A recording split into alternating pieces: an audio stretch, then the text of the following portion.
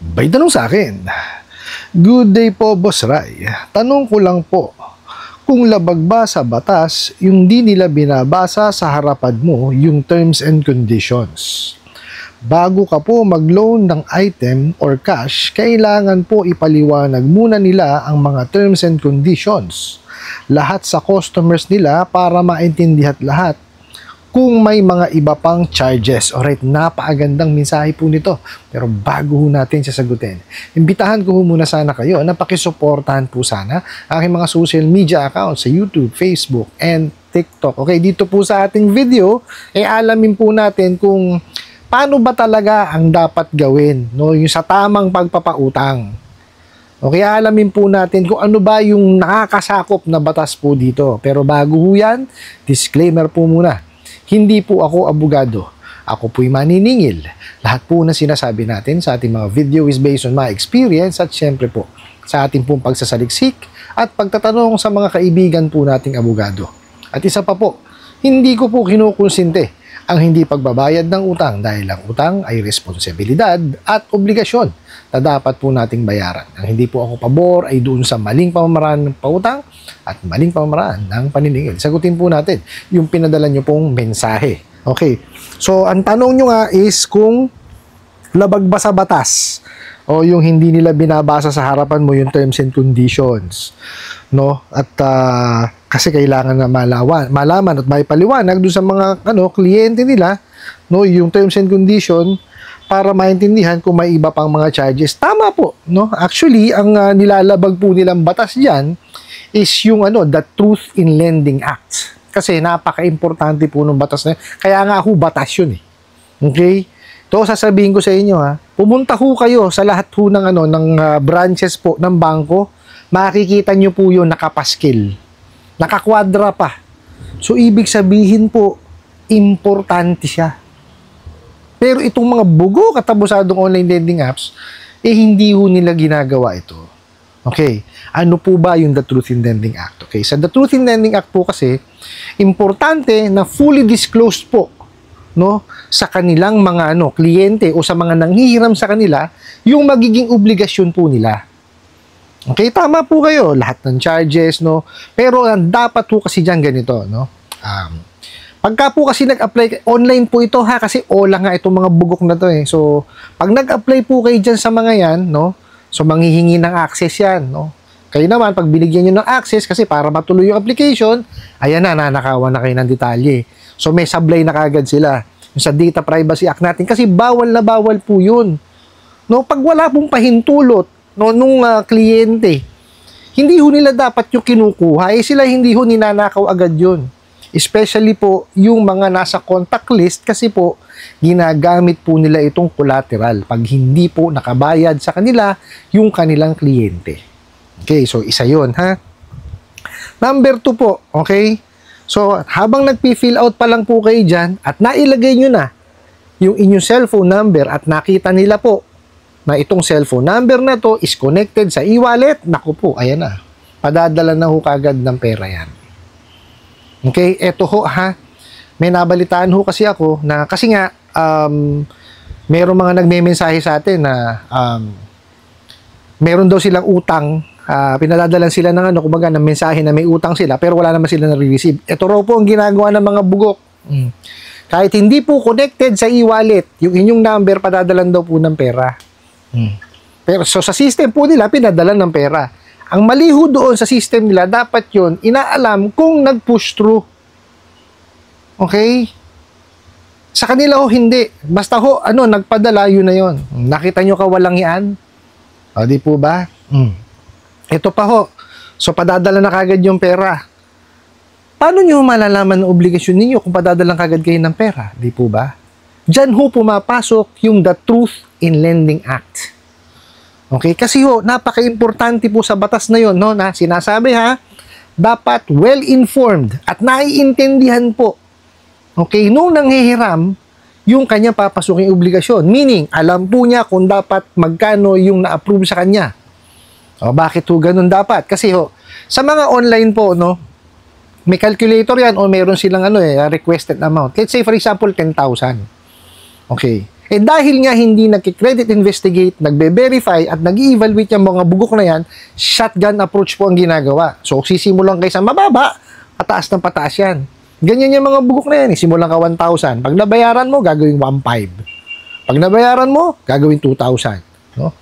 Doon, yun ang ginagawa nilang gauge kasi hindi sila nagki-credit investigate. Bulag yung mga bugok na yan. Puro hula ang ginagawa. O nakita nyo kawalang yan? Kasi kung gumagawa sila ng credit investigation nila, nagbe-verify sila at nag-evaluate, hindi ho ganyan. Alam dapat nila kagad kung magkano yung kayang hiramin at bayaran ng kanilang kliyente. Okay, so ito po ha. Dahil nga walang credit investigation, shotgun approach po. So, nag-request 10,000. Ito na ngayon. Padadalan, 500. Kasi na-approve 1,000. Paano humalalaman ng kliyente na ang na-approve lang sa kanya is 1,000 pesos? Kasi 500 yung pinadala eh. Nakita nyo nga ho, 50% na lang ang dumating. Ganun ka walang yaya mga hinayupak na yan. O di po ba? Tingnan nyo. Yes, nandun na ho ako. No? Na yung mga lending o lahat ng pautangan, sila ho talaga ang nasusunod. Kung magkano yun dapat ipautang. Pero dapat po sinasabi yun at tinatanong sa kliyente. O kasi nga ho online. Kasi po yan, kung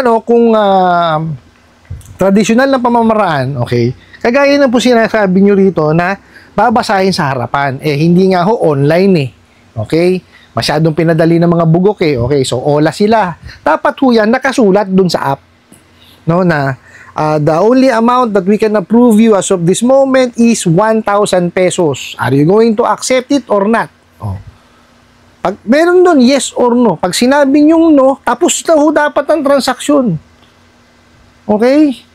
Ngayon, pag sinabi nyo yes, yun, sige, tuloy kayo. May kasunod yun. Pag ang kasunod ho dapat noon, doon din ho sa option, nakalagay din dapat na ang nakalagay doon is di-disburse namin sa inyo is ito lang halaga na to. Ang processing fee kasi is ganitong amount. Ang interest rate na idadagdag namin ganito. Ang amortization nyo po ay ganito. Okay? Pag ito po ang first due date po ninyo. Okay? Ang term nyo po is ganito lang kahaba. Pag hindi ko kayo nakabayad sa takdang panahon, ito po ang penalty po ninyo, ito po yung ganito nyo. Dapat ganon. So may nakalagay din doon, are you going to accept it? Yes or no? Pag sinabi nung no, tapos na dapat ang transaksyon. Okay? Ngayon, pag sinabi nyo yes, yan, tuloy po.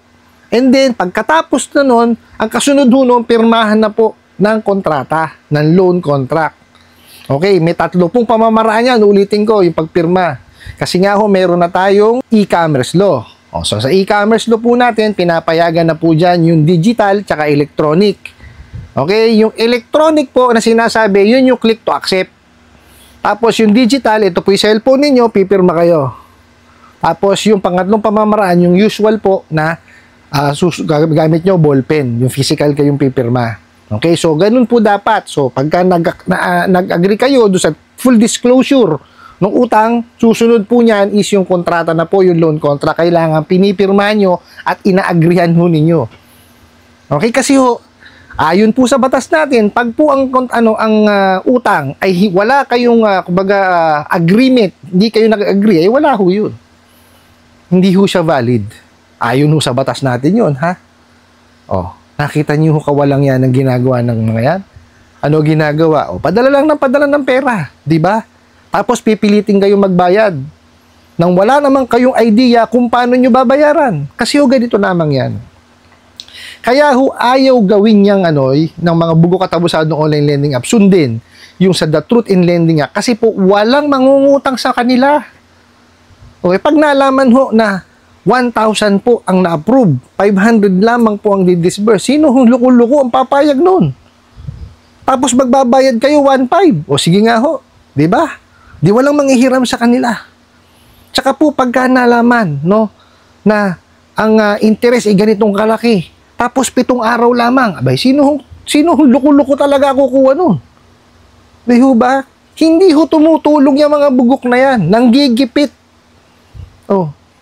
Di ba? Ginagamit ho nila yung kahirapan ho ng ating mga kababayan, para ho sila kumita ng pera. Napakawawa lang yan, di ba? Oh, forced loan eh. Ipupwersahin kang makapangutang. O ano ngayon mangyayari? 'Di ba? Ikaw ngayon na wala kang alam sa talaga sa pangungutang kasi first time ka nang hiram eh. Oh, ala na, aligaga ka na. Magkakaroon ka na ng ng anxiety, depression, no, lahat na ng torture sa isip. Ayan na. 'Di ba? Yan ho ang mahirap ngayon sa nangyayari dito sa atin, sa ating bansa, no? Napakarami na hong korupsyon, no? Ayoko ho itakil yan kasi problema ho ng yan eh, gobyerno yan, no? Pero dito ho sa sa mga walang kakwenta-kwentang pagpapautang, dapat ho talaga naman na aksyonan na. Okay, kung napanood niyo po yung kay Senator Zubiri, no, maraming araw hong lumalapit sa kanyang mga lending, yung mga legitimate, yung mga online, sila na daw mismo ang nagko-complain doon sa mga mga fly-by-night yung mga illegal o di ho ba? So, ibig sabihin ho, talagang suyang-suya na, maski ho yung mga legal, no? Legal ho, legitimate na mga nagpapautang online. Suyang-suya na dun sa mga nila, competitor nila na na walang niya. Nakita nyo po? Di po ba? So, din nasabi ni Senator Zubiri? Balak nila na ilipat ho sa BSP. Kasi nga daw, parang hindi ho nagagampanan ng SEC yung kanilang Well, nasa sa kanila ho yan. Okay? Sila ho ang dapat gumawa ng ng aksyon para kahit papaano naman ho matigil na no, yung ginagawang kawalangyaan ho dito sa mga kababayan po natin. Nakakaawa ho talaga eh. Kasi ang dami ko nababalitaan, nagbubuwis ho ng buhay. Meron napapasok po sa mga psychiatric ward or hospitals. Nakita nyo po? Yung torture na ibinibigay sa utak. Di po ba? Kaya isa pa ho dapat na maisip ng gobyerno dyan is yung aftermath na naidudulot po nitong mga bugo katabusadong online lending apps na to. Dapat magkaroon din po ng ng tawag dito ng hakbang dyan eh. Kumbaga, yung bang libreng tulong para magamot po or matulungan yung mga taong nagkaroon ng problema sa isip. Yun ho ang dulot niyan eh. Di po ba? Hindi naman ho po pwede na, sige, nakulong nga yung mga yan, nakapagbayad sila dun sa mga tawag na biktima. Ano naman ang mangyayari dun sa kaisipan? Habang buhay dadalhin yun. Di ba? Pati yun dapat pinag-iisipan nila. Yung aftermath, yung kung ano yung naging epekto dun sa tao. So, kahit paano mabigyan man lang ng assistance na makapagpagamot sa kanyang isipan kasi napakahirap po niyan. Hindi ko basta-basta yan yung magkaroon kayo ng anxiety at depression. Kaya nga marami yung nagbubuwis ng buhay. Kasi hindi ho kinaya eh. Di po ba? Doon ho sa nagpadala ng katanungan, dapat ho ganun talaga. Meron ho tayong batas dyan eh. Okay, ngayon, pagka nakaano kayo ng ganyang mga klase ng let's say mga pang-aabuso sa bugok. Kasi pag sinabi niyo pang-aabuso, hindi yan yung harassment lang na eh. Kasi yung sa inyo pagpupwersa ng utang, pang-aabuso na yun eh. Kasi alam naman ho natin na hindi nyo pa kaya eh, no, yung responsibilidad eh. Bakit pupwersa sa inyo? So mag-complain ho kayo sa SEC, sa NPC, sa PAOK, sa NBI, PNP at DOJ. And sa Bangko Sentral ng Pilipinas po para ma-actionan po yan. No, kasi kung hindi naman ho tayo action, wala akong mangyayari sa atin. So, kailangan ho talagang paglaanan natin ang panahon niyan para po yan, no, ma-actionan at magkaroon po ng resulta. Ano po? I hope nasagot ko po itong katanungan na to at sana po yung makatulong. Maraming salamat po sa inyong walang sawang pagsuporta at panonood sa aking mga video. Maraming salamat po sa inyong pag-like, pag-share, pag-comment at pagtatanong. And kunin ko na rin po itong opportunity na to na imbitahan po sana kayo na pakisuportahan po sana aking mga social media accounts sa YouTube, Facebook, and TikTok. Sa muli po, yun lang.